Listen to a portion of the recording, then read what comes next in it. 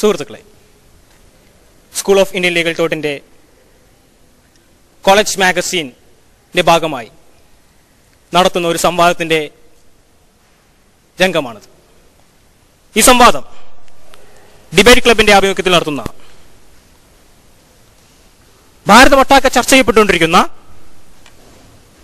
ആണവ കരാർ എന്നറിയപ്പെടുന്ന 1, 2, 3 ഇന്ത്യയും അമേരിക്കയും തമ്മിലുള്ള ഈ കരാറിനെ പറ്റിയുള്ള സമൂലമായും ദൃഢവുമായ ഒരു ചർച്ചയാണ് ഇവിടെ നടന്നുകൊണ്ടിരിക്കുന്നത്.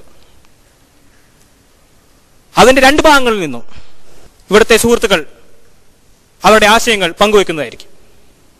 1957 അപ്സര എന്ന ആണവ റിയാക്ടർ ഭാരതത്തിൽ ഉണ്ടായത് മുതൽ 1997 98 കാലഘട്ടത്തിൽ ഇന്ത്യ നടത്തിയ അണുവായുധ പരീക്ഷണം വരെയുള്ള കാലഘട്ടം, അണുവായുധ മേഖലയിൽ അല്ലെങ്കിൽ അണുപ്രസരണ മേഖലയിൽ, അണുവോർജ്ജ മേഖലയിൽ ഇന്ത്യ ഒറ്റയ്ക്ക് നടത്തിയ പടയോട്ടങ്ങൾ ഒരു ആണവ കരാറിന്റെ പേരിൽ അവസാനിക്കപ്പെടുമോ എന്നൊരു ആശങ്ക ഇന്ന് ഭാരതത്തിൽ എത്തിയിരിക്കുന്നു. ആണവ കരാറിൽ മുന്നോട്ട് പോകുവാനും സർക്കാരിന് അനുമതി ലഭിക്കുകയുണ്ടായി. എന്നിരുന്നാൽ പോലും ഭാരതത്തിലെ പല രാഷ്ട്രീയ പാർട്ടികളും അതിനെതിരെ ശക്തമായ രീതിയിൽ ആശയങ്ങൾ മുന്നോട്ട് വയ്ക്കുകയും ആണവ കരാർ എന്തുകൊണ്ട് അവസാനിപ്പിക്കണമെന്ന് പറഞ്ഞിരിക്കുന്ന ഈ വേളയിൽ എന്തുകൊണ്ടും ആണവ കരാർ എന്ന ഒരു ടോപ്പിക് ഇവിടെ വളരെയധികം പ്രസക്തമാണ്.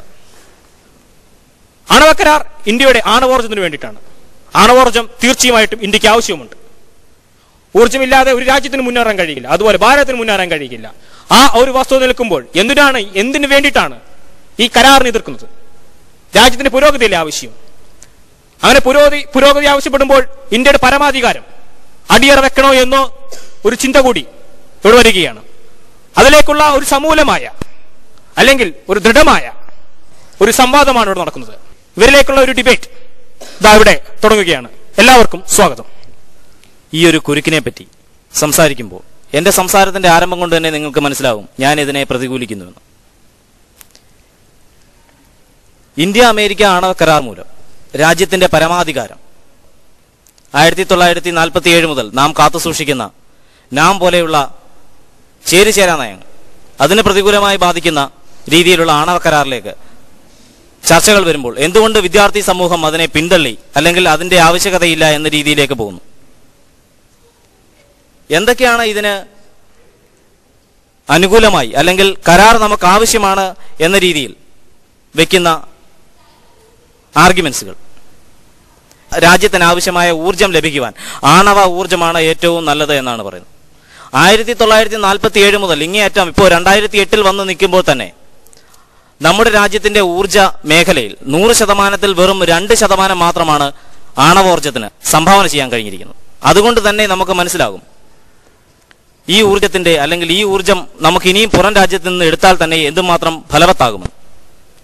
പിന്നെ ഈ ഊർജം മൂലമുണ്ടാക്കുന്ന പവർ ഇപ്പോൾ നാം കൊടുക്കുന്നതിന്റെ 5 ഇരട്ടി വിലയ്ക്ക് മാത്രമേ നമുക്ക് അതിന്റെ കൺസ്യൂമർ ആകാൻ കഴിയൂ.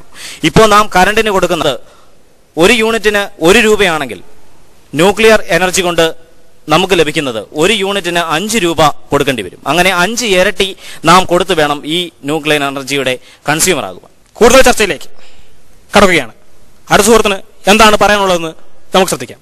ജനപ്പെരുപ്പം കാഠിന്യമായി നമ്മുടെ രാജ്യത്ത് ഉള്ള വിഭവങ്ങൾ പോലും ജനങ്ങൾക്ക് ആവശ്യമായിട്ട് കിട്ടുന്നില്ല. മാത്രമല്ല നമ്മുടെ രാജ്യത്ത് കൂടുതൽ ഉണ്ടായിരുന്ന കൽക്കരിയുടെ അഭാവം കൊണ്ട് നമുക്ക് ഈ ന്യൂക്ലിയർ എനർജി അത്യാവശ്യമാണ്. ന്യൂക്ലിയർ എനർജി അതുകൊണ്ട് നമ്മുടെ രാജ്യത്തെ പ്രയോജനം മാത്രമേ ഉണ്ടാവുന്നുള്ളൂ. സുഹൃത്തുക്കളെ, ഇപ്പോൾ എത്തിയിരിക്കുന്നത് ആണവോർജം നമ്മുടെ രാജ്യത്തിന് ആവശ്യമാണ്. രാജ്യത്തിന് പുരോഗതിക്ക് ഊർജ്ജം ആവശ്യമാണ്. കൽക്കരി തീർന്നുകൊണ്ടിരിക്കുകയാണ്. അതോടൊപ്പം തന്നെ വേറെ ഊർജ്ജത്തിലുള്ള മാർഗം കണ്ടുപിടിക്കണം. വേറെ ഊർജ്ജത്തിന് മാർഗം കണ്ടുപിടിക്കാത്തടത്തോളം കാലം ആണവോർജ്ജം തന്നെ നമുക്ക് രക്ഷയുള്ളൂ. അടുത്ത അഭിപ്രായം പറയാനായി വേറെ സുഹൃത്തിനെ ക്ഷണിച്ചോളുന്നു. ഇന്ന് നമ്മുടെ രാജ്യം നേരിടുന്ന ഏറ്റവും വലിയ ചർച്ചാ വിഷയമാണ് 123 എഗ്രിമെന്റ്. ഏതൊരു നാണയത്തിനും വശങ്ങളുണ്ട്. അതുപോലെ തന്നെ ഞാൻ അംഗീകരിക്കുകയാണ് 123 എഗ്രിമെന്റിനും അനുകൂലമായിട്ടും പ്രതികൂലമായിട്ടും പറയുവാൻ അധികം പോയിന്റ്സ് ഉണ്ട്. എന്നാൽ ഈ ഒരു അവസരത്തിൽ ഞാൻ പറയുകയാണ്, ഇന്ന് ഇവിടെ നമ്മുടെ ഈ 123 എഗ്രിമെന്റിനകത്ത് ഒരു പ്രൊവിഷൻ ഉണ്ട്, ഹൈഡ് ആക്ട്. ഈ ഒരു ഹൈഡ് ആക്ടിന്റെ ഫലമായിട്ട് നമ്മൾ നേരിടുന്ന ഒരു പ്രശ്നം എന്ന് പറയുന്നത് ഇന്ത്യയെ പോലെ ഒരു ഡെവലപ്പിംഗ് കൺട്രി അമേരിക്കയെ പോലൊരു ഡെവലപ്ഡ് കൺട്രിയും കൂടെയാണ് സൈൻ ചെയ്തിരിക്കുന്നത്. ഈ ഒരു അവസരത്തിൽ ഹൈഡാക്ടിന്റെ ഫലമായിട്ട് ഇന്ത്യയെ നേരിടുന്ന ഒരു പ്രശ്നം എന്ന് പറയുന്നത്, ഇന്ത്യക്ക് അതിന്റെ ഇഷ്ടത്തിനനുസരിച്ചിരിക്കുമ്പോൾ എന്തെങ്കിലും ഒരു പ്രശ്നം ഇന്ത്യ നേരിടുകയാണെങ്കിൽ ഇന്ത്യക്ക് അതിൽ നിന്നും പിന്മാറാനുള്ള ഒരു പ്രൊവിഷൻ ഈ എഗ്രിമെന്റിൽ ഇല്ല. അതിന് പകരമായിട്ട് അമേരിക്കയെ പോലൊരു ഡെവലപ്ഡ് കൺട്രിക്ക് ഒരു പ്രോബ്ലം വന്നിട്ടുണ്ടെങ്കിൽ അവർക്ക് ഈ ഹൈഡാക്ടിന്റെ ഫലമായിട്ട് അവർക്ക് ഈ എഗ്രിമെന്റിൽ നിന്ന് പിന്മാറുവാനുള്ള ഒരു പ്രൊവിഷൻ ഇതിനകത്തുണ്ട്. ഇത് ശരിക്കും നമ്മുടെ ഇന്റർനാഷണൽ ലെവലിൽ നോക്കുമ്പോൾ ഒരു ഇക്വാലിറ്റി പ്രിൻസിപ്പിൾ തന്നെ ഇല്ലാതാക്കുകയാണ് ചെയ്യുന്നത്. നാം മനസ്സിലാക്കണം, നമ്മളെ താഴ്ത്തിക്കെട്ടിക്കൊണ്ടാണ് ഇവർ മുന്നോട്ട് നീങ്ങിക്കൊണ്ടിരിക്കുന്നത്. നമ്മുടെ പരമാധികാരത്തെ തന്നെ ചോദ്യം ചെയ്യപ്പെടുകയാണോ എന്ന്. എഗ്രിമെന്റിന്റെ 2ാമത്തെ article, the concerns of the treaty shall be guided by international laws എന്നാണ് എല്ലാ എഗ്രിമെന്റ്സും പറയുന്നത്, ഇന്റർനാഷണൽ ട്രീറ്റി എഗ്രിമെന്റ്സും പറയുന്നത്. പക്ഷേ ഇവിടെ മാത്രം the concerns of the treaties shall be guided by the domestic loss.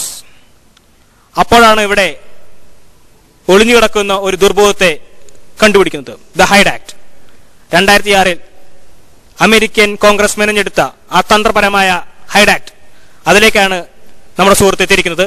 അടുത്ത സുഹൃത്തിലേക്ക്. നമ്മളിപ്പോൾ നേരിട്ടുകൊണ്ടിരിക്കുന്ന ഒരു പ്രശ്നമാണ് ഇന്ത്യ US ന്യൂക്ലിയർ ആക്ട്. എനിക്കിതിനോട് അനുകൂലമാണ് എൻ്റെ ആർഗ്യുമെന്റ് മുഴുവനും.